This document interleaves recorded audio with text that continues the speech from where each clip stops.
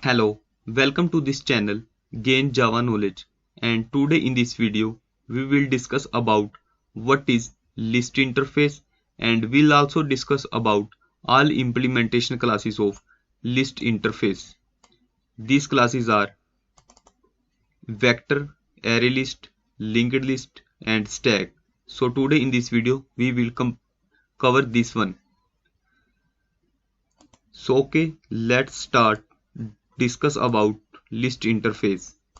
As we know, list it is the child interface of collection, and if we want to represent a group of individual objects where insertion order is preserved and duplicates are allowed, then we should go for list interface. And here insertion order will be preserved by means of index, and here in the list index play very important role, and these are the methods provided by list interface. First one is add, and we can add element based on its index value, and add all, remove, get, set, index of, last index of, and we will use all the methods. So first we will create one program and we will create the list interface object by using its implementation class, that is array list. Then we will use all these functions. So now we will discuss first implementation class of interfaces, that is ArrayList class. So first we will discuss about ArrayList, then we will use these all the functions that is provided by list interface, and we'll show the output. And these are the four implementation classes that are implementing the list interface. First one is ArrayList, linked list, vector and stack. So first we will discuss about ArrayList. The underlying data structure for ArrayList is resizable array, and the insertion order is preserved in ArrayList, and duplicate objects are also allowed, and heterogeneous objects are also allowed, and null insertion is also possible in ArrayList.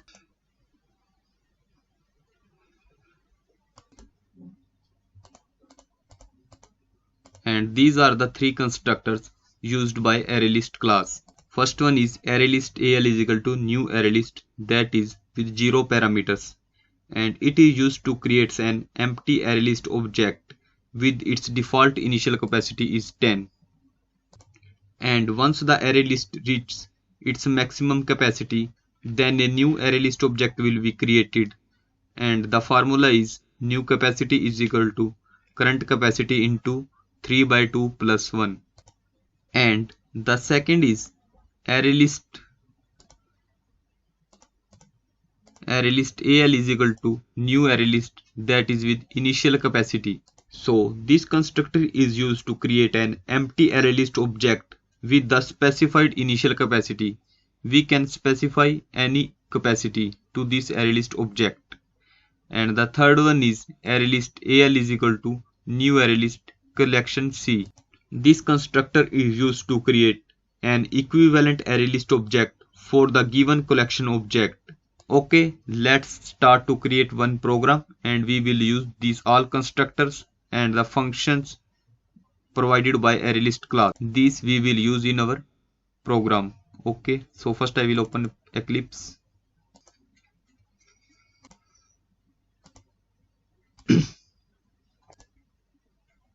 So here I have created one class, that is test class, and inside test class we have declared one method, that is main method. So now what I will do, here I will create one object of ArrayList, and we'll use all the functions and its constructor. So first I will use its first constructor, that is without any parameter, and we'll check its default capacity of ArrayList object.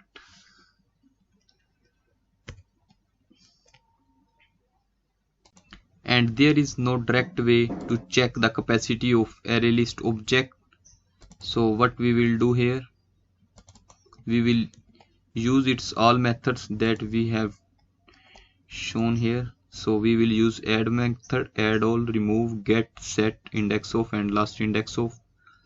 So first what we will do, we will add one object into our array list object.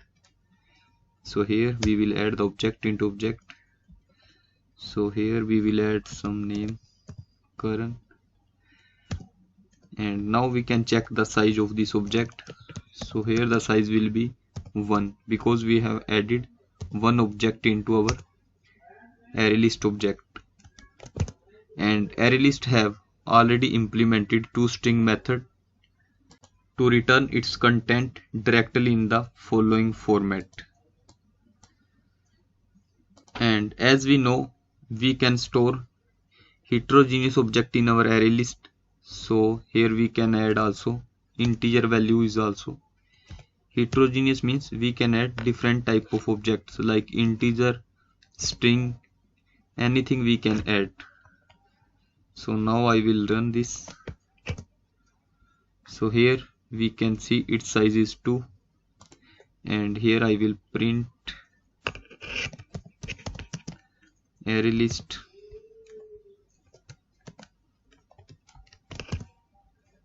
and here we can see the value of array list object Karan and 10 because array list support heterogeneous data storage. And insertion order will be preserved and duplicate will be allowed in array list. So here I can add Karan again, then it will allow to add the duplicate name, and insertion order will be same. First will be the Karan, second Karan, then 10. So here insertion order is preserved. And duplicates allowed, heterogeneous object allowed, and null insertion is also possible. So we can also add null value. So here if I will add al.add null, then it will not show any compile time error or any other error. It will run just like a simple program. So here we can see null is also allowed. So we can also add null value. Like this we can use other methods, add int index object o, and remove function we can also use. If we want to remove any value from this object, then we can use al.remove. So here we need to just pass the index value from which index we want to remove. So if we want to remove from 0th index, then it will remove first Karan, that will be removed. So here we can see only single Karan is printed on console. So this was the output.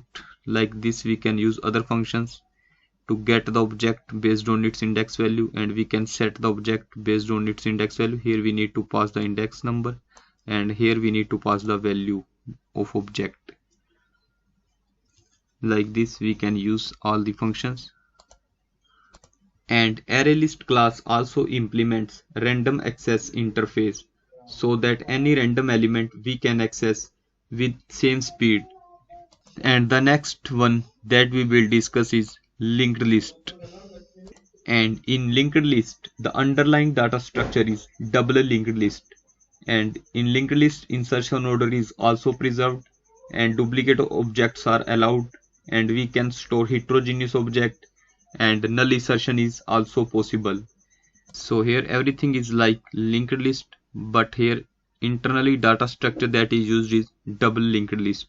And linked list also implemented serializable and clonable interface, but linked list not implemented random access interface. So it is a worst choice if we want to retrieve the object from list.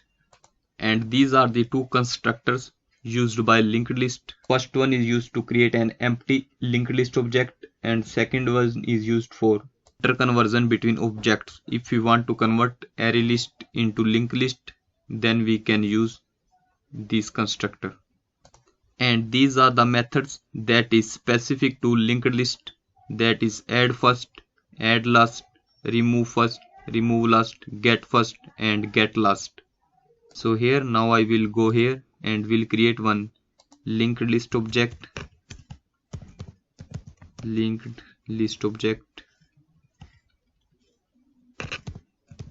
and here if we want to get first element from this list, then we can use the function add get first. So no need to specify any index, we can directly get the first object, that is al dot get first.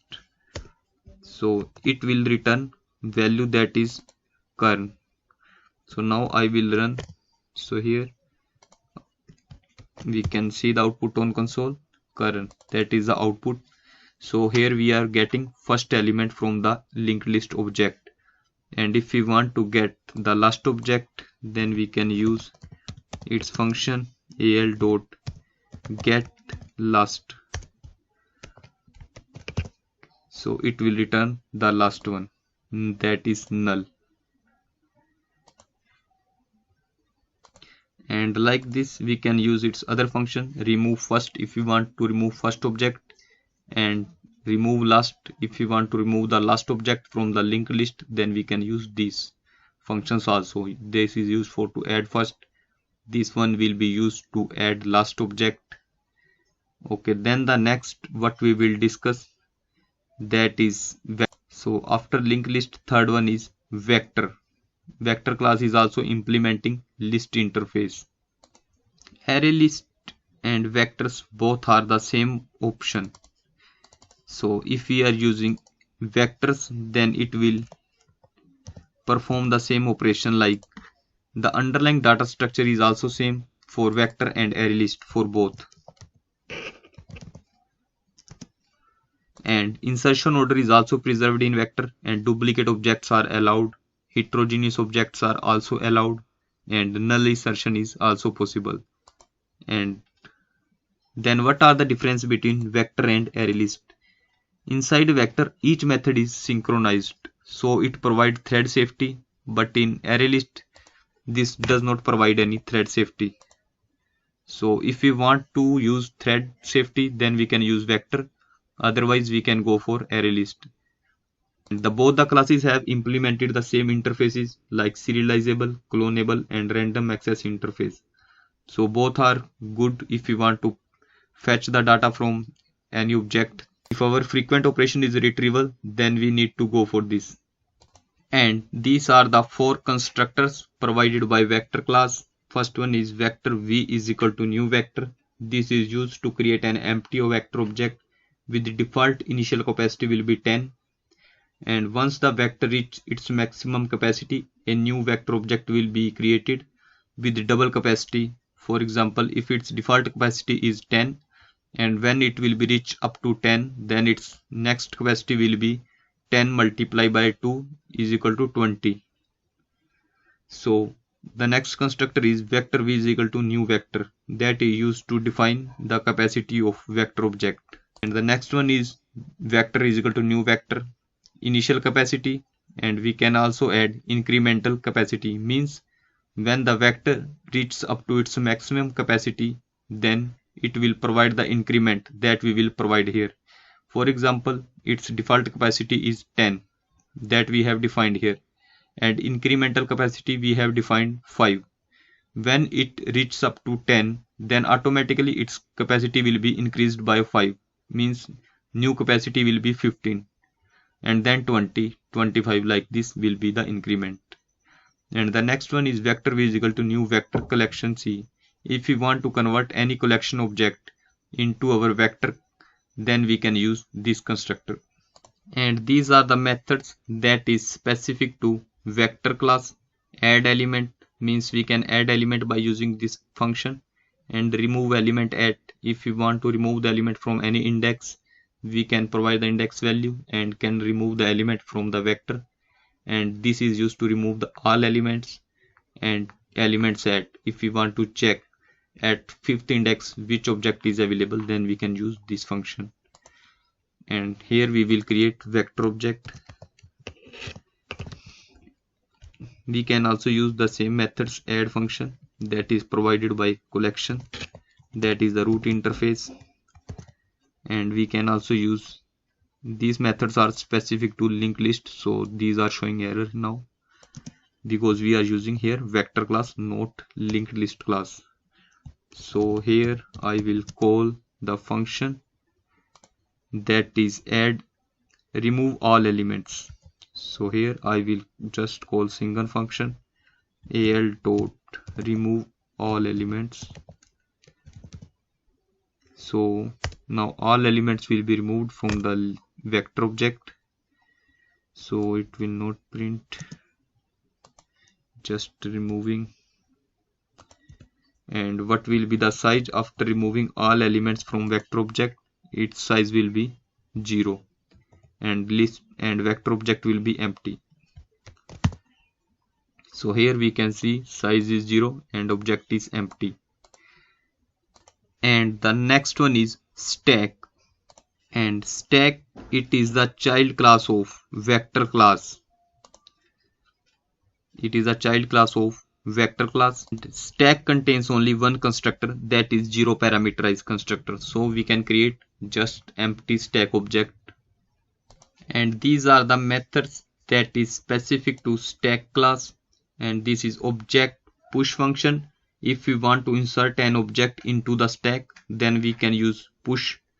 And object pop is used to remove and return the top of the stack. And the next one is peek, that is used to return the top of the stack object. And the next one is empty, return the true when stack is empty, otherwise false. And the next one is int search, it will use to return the offset from the top of the stack if the object is available. If object is not available, then it will always return -1. So here now what we will do, here we will create one object of stack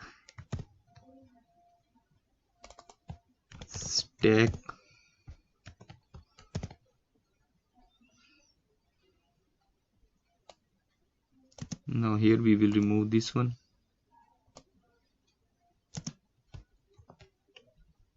So here we will use stacks related functions like st dot add st dot push function that is used to insert the object. So here I will add one name.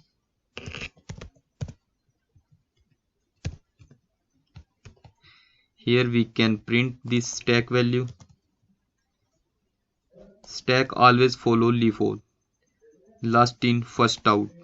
If we want to use the order last in first out, then we can use stack. Now I will run this, and here what we will do, we will see the output on the console, current. So here we have printed 2 times. Now I will remove this one. And the second function is pop, that is used to remove and return the top of the stack. So it will remove the object if I will call st.pop. So it will remove the object from the top, but we have only single object, so it will remove this one. And the stack object will be empty print. So here we can see it just removed the top of the stack. And if I will print here,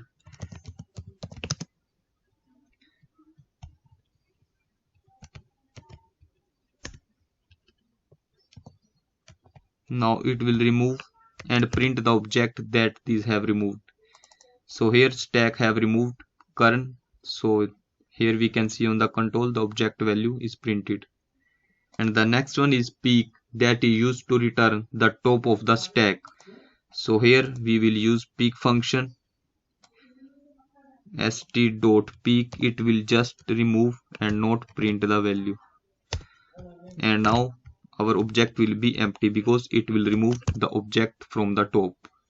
It will not remove, it will just get the object from the top of the stack.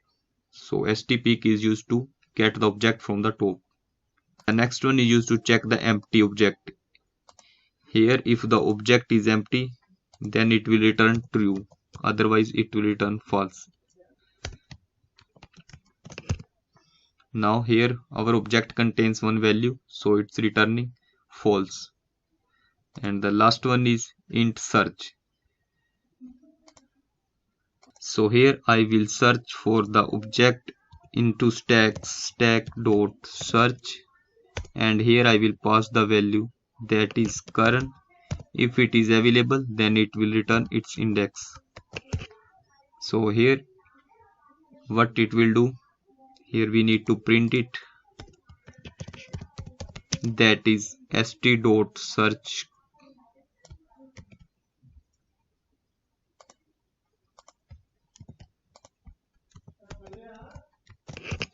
and here it's printing the index is 1 if the object is not available, and then it will always return -1. Here it's returning the value that is -1. Okay, so we have covered all the implementation classes for list interface. Okay, thanks for watching this video. In the next video we will discuss about set and its all implemented classes. Thanks for watching this video.